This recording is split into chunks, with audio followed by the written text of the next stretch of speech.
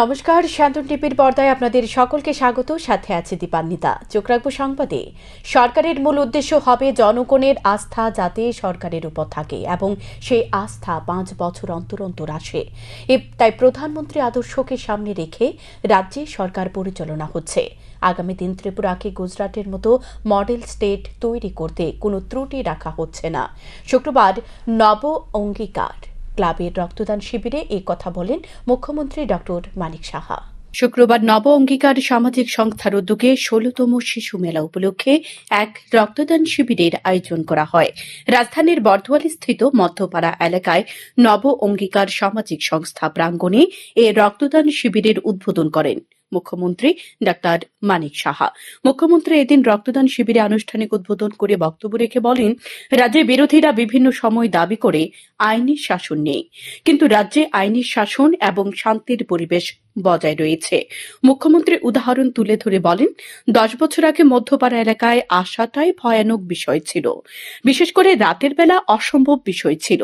এই কথাগুলো এলাকাবাসী ভুলে গেলে চলবে না। তবে দু একটি ঘটনা হয়, কিন্তু এই ঘটনাগুলি একেবারে রুখে যাওয়া সম্ভব নয়। থানা পুলিশ আছে এবং এই ঘটনাগুলোর বিরুদ্ধে ব্যবস্থা নেওয়া হবে। তারপরেও এ ধরনের ঘটনা কোনোভাবেই যাতে না হয় সেদিকে লক্ষ্য থাকবে। মুখ্যমন্ত্রী আরো বলেন, রক্তদান শিবিরের মতো সামাজিক কর্মসূচি সংগঠিত করলে সবার মধ্যে আরও বেশি ঐক্যতা গড়ে উঠবে। মুখ্যমন্ত্রী এদিন দাবি করেন, বেকারত্বের জন্য যুব সমাজ নেশার দিকে ধাবিত হচ্ছে না। দেখা যায় বহু ভালো ছাত্রছাত্রী এবং ভালো পরিবারের ছেলে মেয়েরা নিজের অস্তিত্ব দেখাতে গিয়ে নেশার পথ অবলম্বন করছে। কর্মসংস্থানের জন্য সরকার বদ্ধপরিকর, যেমন সরকারি চাকরি দিচ্ছে, অপরদিকে স্টার্ট আপ স্কিমের মাধ্যমে বেকার যুবক যুবতীদের জন্য কর্মসংস্থানের ব্যবস্থা করা হচ্ছে। এগুলো সম্ভব হচ্ছে রাজ্যের শান্তির পরিবেশ বজায় আছে বলে। কিন্তু তারপরেও রাজ্যের বিরোধী দলগুলো দাবি করছে রাজ্যের আইনি শাসন নেই। তাদের উদ্দেশ্যে মুখ্যমন্ত্রী প্রশ্ন ছুড়ে বলেন, যদি আইনি শাসন এবং শান্তির পরিবেশ না থাকে তাহলে রাজ্যে উন্নয়ন কিভাবে সংগঠিত হচ্ছে? আমি একটা উদাহরণ নিয়ে বিধানসভায় আমি বলেছি, এখানে প্রতি জায়গায় বলি, এরকমটা না। এরকমও লোক আছে যিনি নাকি একটা ওয়েল টু ডু ফ্যামিলির, পয়সাপাতির সমস্যা নেই এবং ভালো খেলাধুলায়ও ছিল, ভালো পড়াশোনায়ও ছিল, কিন্তু সেই নেশাতে কেন গেল? নেশাতে গেলে ফিলিং অফ ওয়েল বিং একটা হয়, সেন্টার অফ অ্যাট্রাকশনের জন্য করে, যে আমি যেটা বলবো সবার শুনতে হবে। এটা খেলে যে ফিলিং অফ ওয়েল বিং হয়, যা কিছু বলতে পারে, বা নিজের কর্তৃত্বটাকে প্রতিষ্ঠিত করার জন্য অনেক সময় নেশাগ্রস্ত হয়। এতেও হয়। আমরা একদিকে চাকরিরও ব্যবস্থা করছি, আবার আরেক দিক দিয়ে আমরা একটু বাদে আমার 12টার সময় একটা প্রোগ্রাম আছে, সেখানে স্টার্ট আপ, যে প্রোগ্রাম স্টার্ট আপ ইন্ডিয়া বা স্ট্যান্ড আপ ইন্ডিয়া, এগুলো মাননীয় প্রধানমন্ত্রীজি যেভাবে ভাবছেন যে চাকরি দিয়ে তো সম্ভব হবে না, স্টার্ট আপ যে স্কিম আছে তার মাধ্যমে আমাদের যে ইয়াং জেনারেশন ছেলে মেয়েদের, তাদেরকে যদি আমরা এন্টারপ্রেনার ইন্ডাস্ট্রিয়ালিস্ট বানাতে পারি, সে আরো 10টা 20টা 100টা লোককে ও চাকরি দিতে পারে। এবং সেই দিশায় কিন্তু কাজ করছি আমরা। আমাদের ত্রিপুরা তো বিভিন্ন স্টার্ট আপ পলিসি আমরা করেছি, ইনভেস্টমেন্ট পলিসি আমরা করেছি, স্কিম আমরা ইনসেন্টিভ দেওয়ার ব্যবস্থা করছি। এগুলো তো আমরা করছি, সকাল থেকে রাত্রি পর্যন্ত আমরা এগুলো নিয়ে চিন্তা ভাবনা করছি। মুখ্যমন্ত্রী আরো বলেন, তিনি সব সময় খবরের চ্যানেলের দিকে নজর রাখেন। যদি কোনো জায়গায় কোনো ধরনের ঘটনা সংঘটিত হয় তাহলে সাথে সাথে আধিকারিকদের দিয়ে নির্দেশ দেওয়া হয় বিষয়টি তদন্ত করার জন্য। মুখ্যমন্ত্রী জনগণের উদ্দেশ্যে আরো বলেন, বিভ্রান্ত করার চেষ্টা অনেকেই করবে, কিন্তু সরকারের মূল উদ্দেশ্য হবে জনগণের আস্থা যাতে সরকারের উপর থাকে এবং সে আস্থা 5 বছর অন্তর অন্তর আসে। তাই প্রধানমন্ত্রীর আদর্শকে সামনে রেখে রাজ্য সরকার পরিচালনা হচ্ছে।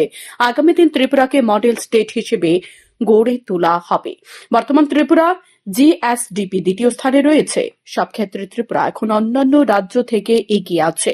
সুতরাং ত্রিপুরাকে গুজরাটের মতো মডেল স্টেট তৈরি করতে কোনো ত্রুটি রাখা হচ্ছে না বলে জানান মুখ্যমন্ত্রী। আমাদের কাছে আসবে, আমি তো প্রায়ই যখন আমি টিভির মধ্যেও আমি দেখি যে কোনো জায়গার মধ্যে কিছু হচ্ছে, হয়তো আমার কাছে খবরটা আমি আসেনি, টিভির মধ্যে আমি দেখে আমি সাথে সাথে আধিকারিকদের আমি ফোন করি যে কি হয়েছে বিষয়টা দেখুন তো।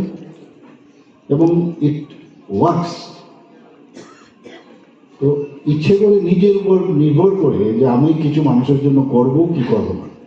সমস্ত মানুষ আমাদেরকে নির্বাচিত করেছে রিপ্রেজেন্টেটিভ হিসাবে। সবাই বিভিন্ন কাজে ব্যস্ত থাকে, কেউ চাকরি করে, কেউ চাকরির থেকে অবসরপ্রাপ্ত। ঘরের ভিতর মহিলারা যারা আছে অনেকে ঘরেতে কাজকর্মে ব্যস্ত থাকে, কিন্তু আমাদেরকে দেখে রাখার জন্য, ওয়েলফেয়ারের জন্য একজন ব্যক্তিকে নির্বাচিত করে এবং সংখ্যাধিকের কারণে একটা সরকার গঠিত হয়। কিন্তু এই সরকারের কিন্তু বিরাট দায়িত্ব এই কারণে যে যারা বিশ্বাসটা রেখেছে, যে আস্থা রেখেছে, সে আস্থাটা যেন বারবার 5 বছর পর পর কিন্তু ঘুরতে থাকে, সেটা বিভ্রান্তি করার চেষ্টা থাকবে। কিন্তু মানুষ সব বুঝে, মানুষের জন্য কারা কাজ করে। আগে আমরা দেখতাম সরকার, বহু সরকার আমরা দেখেছি। এখন আজকে সারা ভারতবর্ষের যে অবস্থান, সারা পৃথিবীর মধ্যে শ্রেষ্ঠত্বের জায়গায় প্রতিষ্ঠিত করেছেন মাননীয় প্রধানমন্ত্রী নরেন্দ্র। এটা তো অস্বীকার করাই পাইনি, বুঝতে হবে সেটা। আগে কি হতো ইউপিএ সরকার বা কংগ্রেসের সময়, খালি স্ক্যাম, মানে সরকারে আসতে হবে, স্ক্যাম করতে হবে। এই যে একটা মানসিকতা, ট্রান্সপারেন্সির যে বিষয়, সেটা থাকে না। আমার কাছে মাঝে মাঝে খবর আসে এখানে এই টুকটাক হয়, হবে এটা কিছু আমি অস্বীকার করছি না, কারণ বহুদিন ধরে এই ধরনের একটা সংস্কৃতি শুধু ত্রিপুরা রাজ্যেও কিন্তু সেটা বিদ্যমান। তো তার থেকে আমাদের এই ট্রেনিং দিয়ে তাদের মানসিকতা পরিবর্তন করে আস্তে আস্তে সেই জায়গায় আসতে হবে। পরে রক্তদান শিবির ঘুরে দেখেন তিনি, রক্তদাতাদের শুভেচ্ছা জানান। এদিন রক্তদাতাদের উপস্থিতি ছিল লক্ষণীয়। আয়োজিত শিবিরে স্থানীয় কাউন্সিলর শম্পা চৌধুরী সহ অন্যান্যরা উপস্থিত ছিলেন। শান্তন টিভি। মহড়া প্রদর্শন করে নিজেদের সতেজ রাখার চেষ্টা করে কমিউনিস্টরা। শুক্রবার রাজধানীতে সিআইটিউর আন্দোলন কর্মসূচি নিয়ে প্রতিক্রিয়া ব্যক্ত করতে গিয়ে এ কথা বলেন মুখ্যমন্ত্রী ডক্টর মানিক সাহা।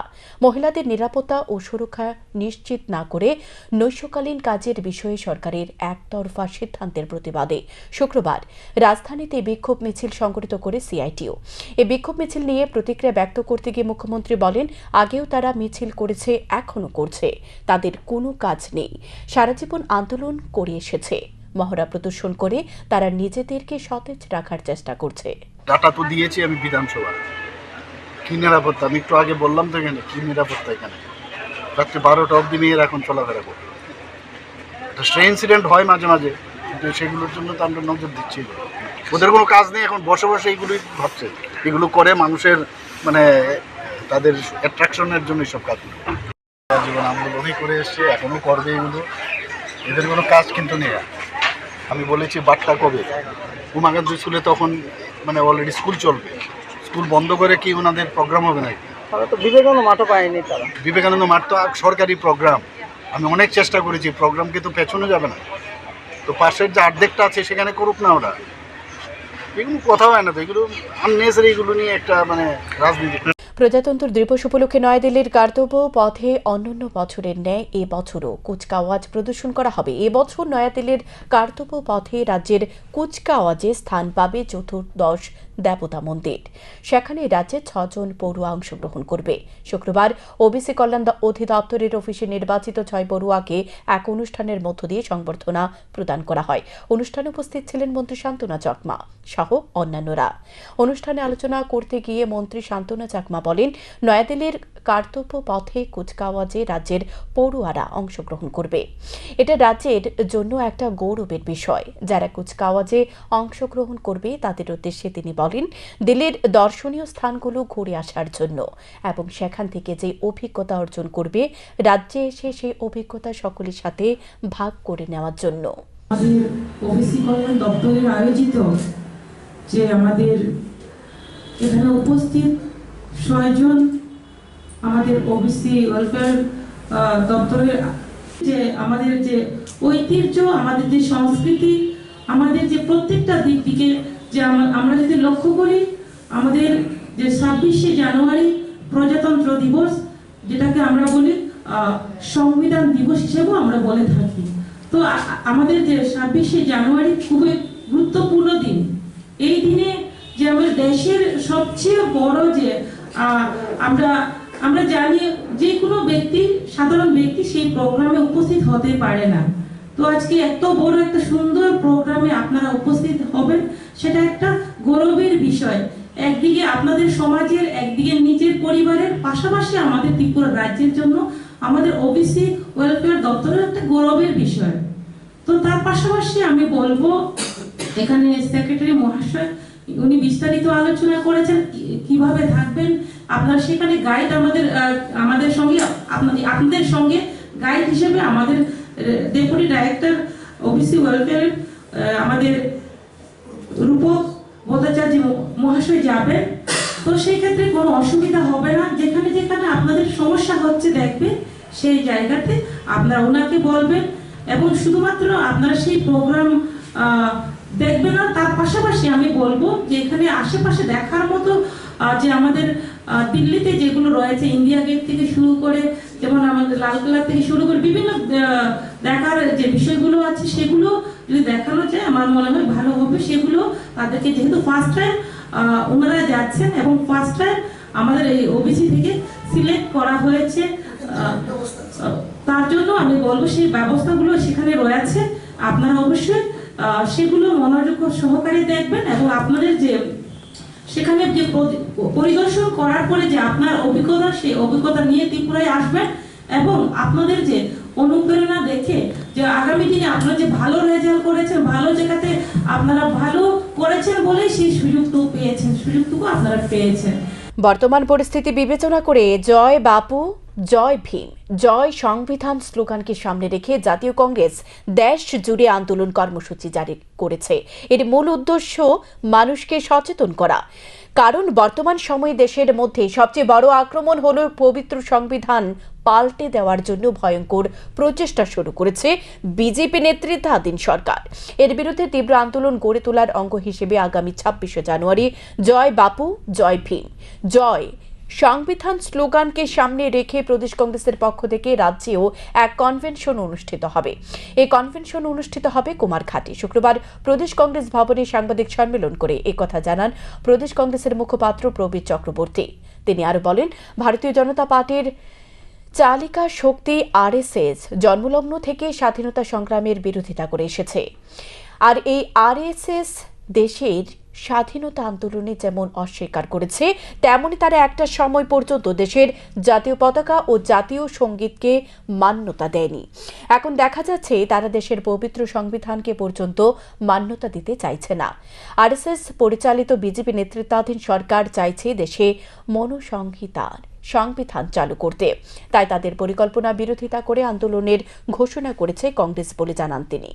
আজকের যে পরিস্থিতি, সেই পরিস্থিতির গুরুত্ব বিবেচনা করে জাতীয় কংগ্রেস জয় বাপু, জয় ভীম, জয় সংবিধান এই তিনটি স্লোগানকে সামনে রেখে গোটা দেশে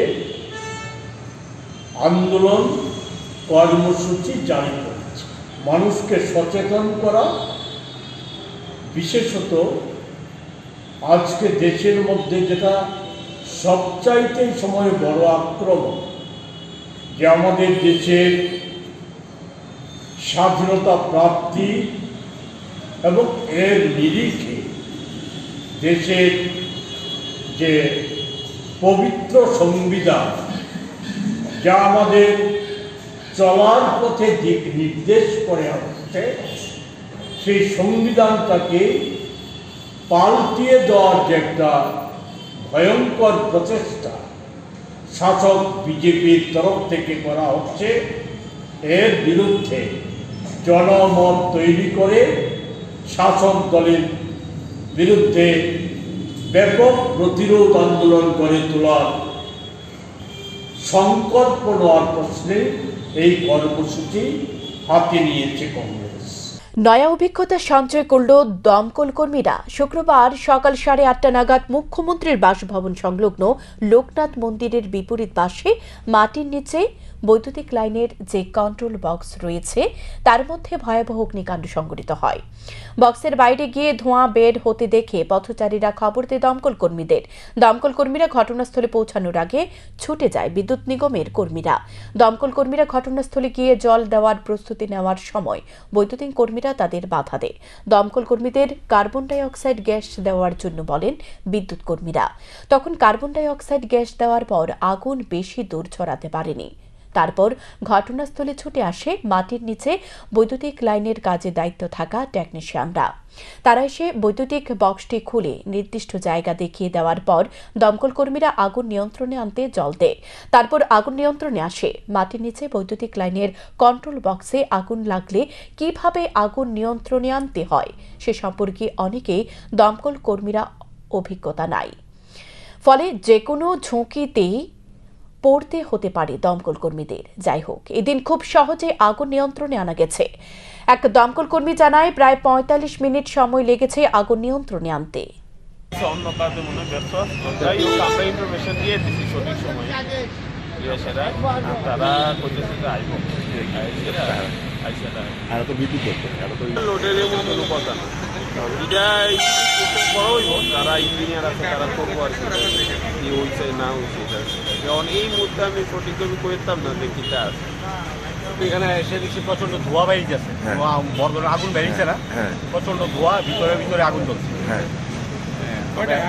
খবর পাইছেন? কটায় আছে? আমরা প্রায় ধরুন 8:25 খবর পাই, আমরা সঙ্গে সঙ্গে বেরিয়ে আসি। দায়া কি দেখছেন এখানে? আয়া দেখি এখানে এই যে ইলেকট্রিক ডিপার্টমেন্টের একটা এই যে মারুতি গাড়ি এখানে দাঁড়ানো আছে চকম নিয়ে, জিজ্ঞাসা করলাম, তারা জল দিতে না করছে। জল যেমন দেখতে না মেশিনটাতে, হ্যাঁ, আমরা তার কোম্পানির লোকরা তার সঙ্গে তারা যোগাযোগ করি। এরপরে আমরা তারপরে কিন্তু প্রচন্ড এখানে মেইন রোডের উপরে সিএম এর বাড়ির সামনে আছে একটা ট্রান্সমিটার সঙ্গে আছে, এই কারণে আমরা CO2 গ্যাস ব্যবহার করছি। হ্যাঁ, যেহেতু কাভার স্টিল কাভার ব্লক আছে, গ্যাস ভিতরে ঢুকে না যায়, কারণে ভিতরে আগুন নিবানো সম্ভব না। হ্যাঁ, যেহেতু গ্যাসটা বাইরেই থাকতেছে, তখন তারা কিছুক্ষণ আগে তারা কোম্পানির লোকজন এটা কাভার জল খুলছে, তখন আমরা এখানে জল এসে ভিতরে আবারটা নিয়ে। এখন কি কন্ডিশন আছে? এখন মোটামুটি ওই যে আগুন আইতে বসে। কতক্ষণ লাগছে আগুনটা নিয়ন্ত্রণে? প্রায় 45 মিনিট। আগরতলা শহরের বুকে বিক্ষোভ মিছিল সংগঠিত করে মহিলা শ্রমিকদের নিরাপত্তার দাবি করল বাম শ্রমিক সংগঠন সিআইটিও। পাশাপাশি সরকারের বিরুদ্ধে সমালোচনা ঝড় তুললেন রাজ্যের প্রাক্তন শ্রমমন্ত্রী মানিক দে। গোটা দেশে একটা অরাজক অবস্থা কায়েম হয়েছে, এমনটাই অভিযোগ তুলে শ্রমিক স্বার্থে বিভিন্ন দাবি নিয়ে রাস্তায় নেমেছে সিআইটিও। শুক্রবার আগরতলা শহরের বিভিন্ন পথ পরিক্রমা করে শহরের সমালোচনা করে রাজ্যের প্রাক্তন শ্রমমন্ত্রী মানিক দে। এদিন মিছিলটি শুরু হয় সিআইটিউ রাজ্য কার্যালয়ের সামনে থেকে। দাবি তোলা হয় দোকান ও সংস্থা আইন সংশোধন প্রত্যাহার করতে হবে এবং মহিলা শ্রমিকদের সুরক্ষা ও নিরাপত্তা বিপন্ন করা চলবে না। এ দাবি নিয়ে আগরতলা শহরের বিভিন্ন পথ পরিক্রমা করে বাম শ্রমিক সংগঠন সিআইটিউ প্রাক্তন শ্রমমন্ত্রী মানিক দে সংবাদ মাধ্যমের মুখোমুখি হয়ে দাবি করেন গোটা দেশে এক অরাজক পরিস্থিতি কায়েম হয়েছে। বিশেষ করে গরিব শ্রমজীবী মানুষের জন্য পরিস্থিতি কায়েম হয়েছে, কারণ তারা শ্রমের বিনিময়ে জীবিকা নির্বাহ করে। কেন্দ্র সরকার এই শ্রমজীবী অংশের মানুষের বিরুদ্ধে যুদ্ধ ঘোষণা করেছে, আর দেশের বিজেপি শাসিত রাজ্যগুলির একই পথে হাঁটছে। সম্প্রতি লক্ষ্য করা গেছে আইটি সেক্টরের মালিকরা মহিলা শ্রমিকদের রাতের বেলা কাজের আইনি সুযোগ দাবি করছে, কারণ রাতের বেলা মহিলা শ্রমিকদের যদি কাজের সুযোগ দিতে হয় তাহলে মহিলাদের রাতের বেলা নিরাপত্তা সুনিশ্চিত করতে হবে। বিশেষ করে মহিলাদের রাতের বেলা বাড়ি পৌঁছে দেওয়ার জন্য দায়িত্ব নিতে হবে এবং প্রয়োজনে যেসব মহিলারা কর্মসংস্থানের থেকে দায়িত্ব পালন করবে তাদের রাতের বেলা থাকার জন্য সঠিক বন্দোবস্ত করতে হবে।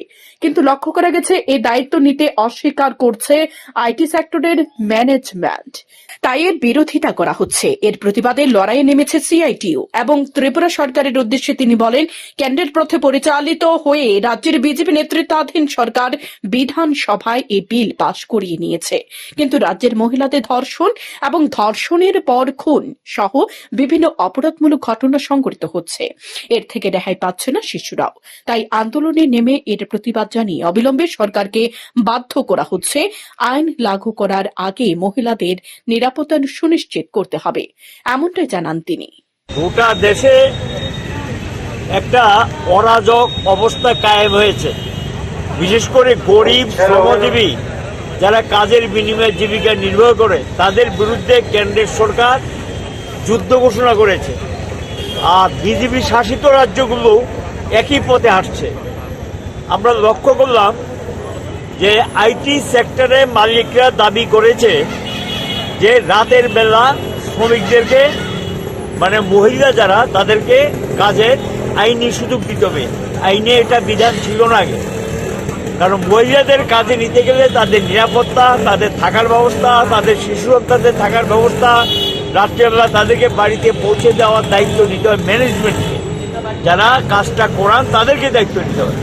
কিন্তু লক্ষ্য করা গেল যে এরা এই দায়িত্ব নিতে অস্বীকার করেছেন। আমরা তখন বাধ্য হয়ে আমাদের দিক থেকে আমরা বলেছি যে এটা চলতে পারে না। এটা প্রতিবাদে আমরা এর প্রতিবাদে আগামী প্রত্যাহার করতে হবে কিছুদিন মানে আমরা এটা নিয়ে লড়াইতে নামবো। মূল বিষয়টা হলো ত্রিপুরা সরকারও আমরা লক্ষ্য করলাম কেন্দ্রীয় আইনের সঙ্গে সাযুজ্য রেখে হঠাৎ করে বিধানসভা একটা বিল আনবে। সাধারণত এই জাতীয় বিল আনতে গেলে শ্রমিকদের সঙ্গে কথাবার্তা বলতে হয়, আলোচনা করতে, কিন্তু কথাবার্তা বললেন না, আলোচনা করলেন না, একটা বিল এনে বিধানসভায় তুললেন, এটা পাশ করিয়ে নিলেন। এবং এতে কি এখন থেকে যারা মহিলারা আছে তাদেরকে মালিক যদি বলে বা সরকার যদি বলে রাতের বেলাও তাদেরকে কাজ করতে হবে, তাহলে তারা ফিরবেন কি করে? তাদের বাচ্চা কাচ্চার দায়িত্ব কে নেবে? তাদের খাওয়া দাওয়ার দায়িত্ব কে নেবে? তাদের নিরাপত্তার দায়িত্ব নেবে কে?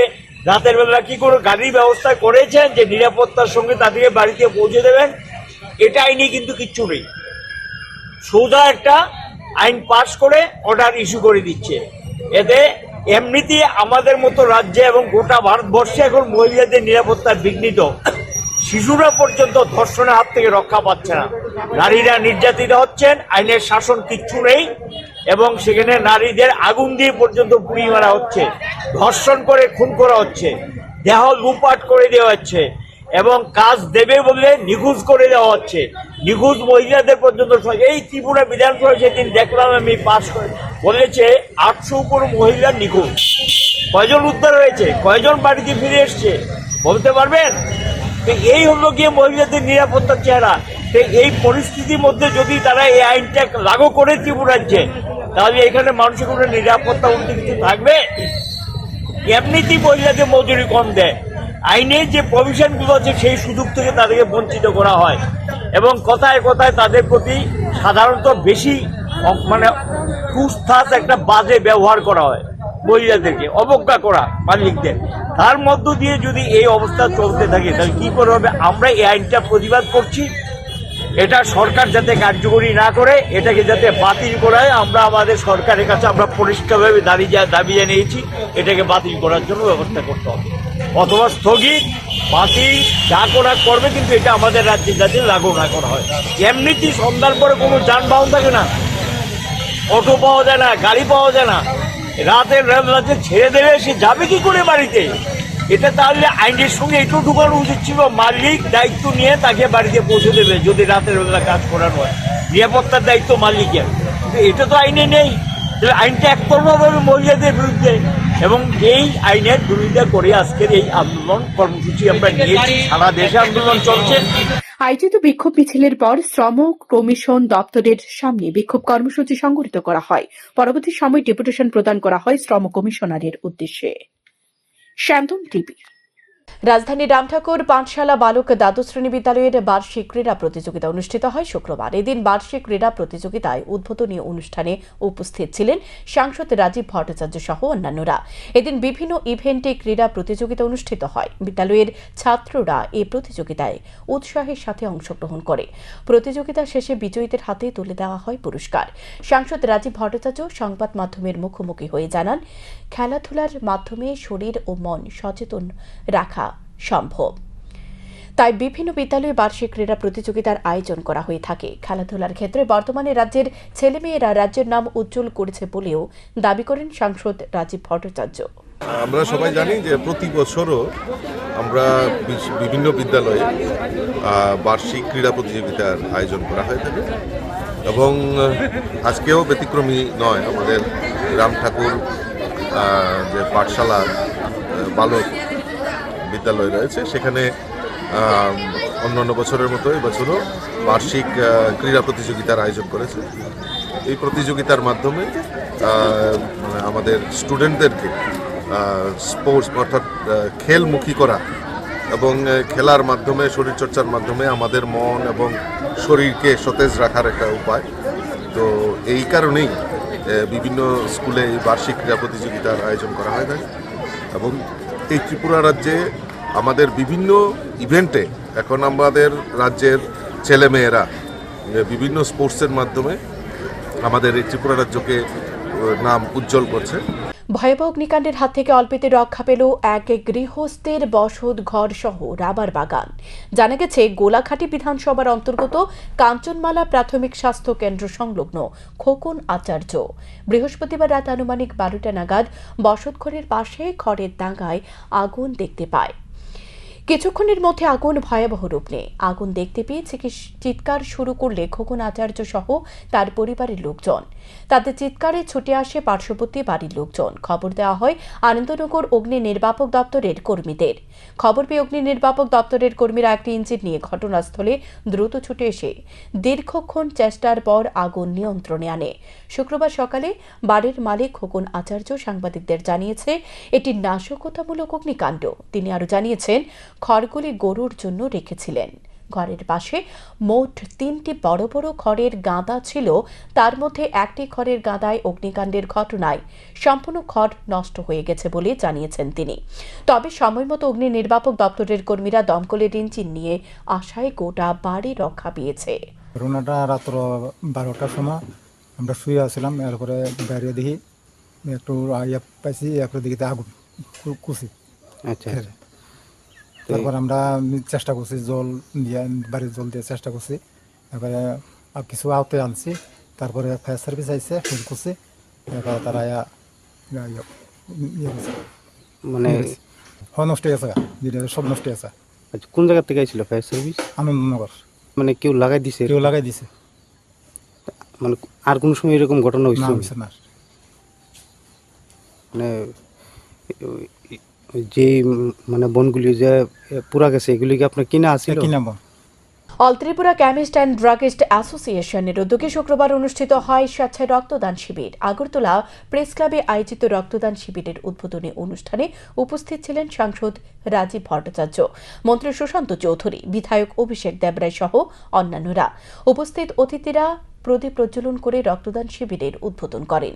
পরে রক্তদান শিবিরের উদ্বোধনী অনুষ্ঠানে বক্তব্য রাখতে গিয়ে সাংসদ রাজীব ভট্টাচার্য বলেন, দেশের গরিব অংশের মানুষ যেন কম মূল্যে ওষুধ ক্রয় করতে পারে, তার জন্য জেনেরিক মেডিসিনের উপর গুরুত্ব দিয়েছে। ত্রিপুরা রাজ্যের বিভিন্ন হাসপাতাল জেনেরিক মেডিসিনের কাউন্টার রয়েছে। সাংসদ রাজীব ভট্টাচার্য এদিন কেমিস্ট অ্যান্ড ড্রাগিস্ট অ্যাসোসিয়েশনের সদস্যদের প্রতি আহ্বান জানান জেনেরিক মেডিসিনকে সকল অংশের মানুষের কাছে পৌঁছে দেওয়ার উদ্যোগ গ্রহণ করার জন্য। এদিনের শিবিরে কেমিস্ট অ্যান্ড ড্রাগিস্ট অ্যাসোসিয়েশনের সদস্যরা স্বেচ্ছায় উৎসাহের সাথে রক্তদান করেন। অনুষ্ঠানে আপনারা সমবেত হয়েছে যে আপনারা শুধু ব্যবসা নয়, ব্যবসা দিয়ে পরিবার প্রতিপালন নয়, আপনারা বিভিন্ন সামাজিক কর্মসূচিতেও বিভিন্ন সময় আমরা দেখেছি আপনারা সমাজের বিভিন্ন কাজ আপনারা করেছেন। আর এই রক্তদান আমি মনে করি এটা মহৎ দান, এই দানের কোনো বিকল্প নেই। কাজেই এই সমস্ত সামাজিক কর্মসূচিতে আপনারা যেভাবে এগিয়ে আছেন তার জন্য আমি আবারও আপনাদের এই অ্যাসোসিয়েশনের সফলতা কামনা করে অনেক অনেক ধন্যবাদ এবং শুভেচ্ছা জানাচ্ছি। দেখুন, আমরা এই সমাজে বসবাস করি, এই সমাজটা আমার, এই পরিবেশটা আমার, এটাকে রক্ষার দায়িত্ব আমরা যারা এই সমাজে বসবাস করি আমাদের সকলের এগিয়ে আসতে হবে। কাজেই এই যে আপনাদের যে সংকল্প, আমি নিজেও প্রত্যক্ষ আছি, এই অ্যাসোসিয়েশন করোনাকালীন অবস্থায়ও বিভিন্নভাবে মানুষকে দুস্থ মানুষের পাশে দাঁড়িয়ে মানুষকে সহযোগিতা করা, এই অ্যাসোসিয়েশন আপনারা এগিয়ে এসেছেন। বিভিন্ন সময়ে দুস্থদের কম্বল বিতরণ থেকে শুরু করে, বস্ত্র বিতরণ থেকে শুরু করে বিভিন্ন সামাজিক কর্মসূচিতে আপনারা অংশগ্রহণ করেন। দেখুন, এইটাই আমাদের পরম্পরা। আমাদের এই পরম্পরা, আমাদের কৃষ্টি এবং সংস্কৃতিকে রক্ষা করা আমাদের নৈতিক দায়িত্ব। জাতীয় শিশু কন্যা দিবস উপলক্ষে মহিলা মহাবিদ্যালয়ের এনএসএস শাখার উদ্যোগে বেটি পড়াও বেটি বাঁচাও এ বিষয়ে এক কর্মশালা অনুষ্ঠিত হয়। উপস্থিত ছিলেন মহাবিদ্যালয়ের অধ্যক্ষা সরবরী নাথ এবং অধ্যাপিকা নিবেদিতা ধর। এদিন কর্মশালায় প্রধান বক্তা অধ্যাপিকা সোমালি সাহা বেটি পড়াও বেটি বাঁচাও এর উপর মূল্যবান বক্তব্য তুলে ধরেন। কারণ মহিলারা যদি এগিয়ে যায় তাহলে দেশ এবং সমাজ এগিয়ে যাবে, তাই মহিলাদের বিকাশ করতে এই উদ্যোগ গ্রহণ করা হয়েছে। পরে রঙ্গোলি প্রতিযোগিতায় বিজয়ীদের হাতেই পুরস্কার তুলে দেওয়া হয়। আনুষ্ঠানিক পরিচালনায় ছিলেন NSS programme officer Roma Bhattacharya. Child day, যেটা 22শে জানুয়ারি হয়, সেটারই একটা অনুষ্ঠান আজকে এখানে করছি। আর এবার আপনারা জানেন গভর্নমেন্ট থেকে বেটি বাঁচাও বেটি পড়াওর উপর খুব জোর দিচ্ছে। সেটা আমাদের আজকে 10 বছর কমপ্লিট হলো। 15 সালে শুরু হয়েছিল, 10 বছর ধরে এই প্রকল্পটা চলছে। তাই আমরা এখানে প্রত্যেক বছরই অনুষ্ঠানটা করি, এবারও করছি, যাতে আমাদের মেয়েদের সচেতন করতে পারি ওদের রাইটস সম্পর্কে, ওদের অধিকার, ওরা যে সত্যি পার্ট অফ দ্য সোসাইটি। এবং আমি মনে করি একটা মেয়েই একটা সুন্দর সমাজ গড়ে তুলতে হবে, সেই সচেতনতা ওদের আমরা দেওয়ার চেষ্টা করছি। কতদিন থাকবে এটা? এই প্রোগ্রামটা আজকে হবে এবং এইটার মানে কিছু না কিছু তো আমরা করতেই থাকি অনুষ্ঠান, মানে ওদের সচেতন করার জন্য। কিন্তু আজকে এই প্রোগ্রামটা আমরা মানে বড় আকারে পালন করছি। এখনকার মতো সংবাদ এ পর্যন্তই। চোখ রাখুন শান্তন টিভির পর্দায়। নমস্কার।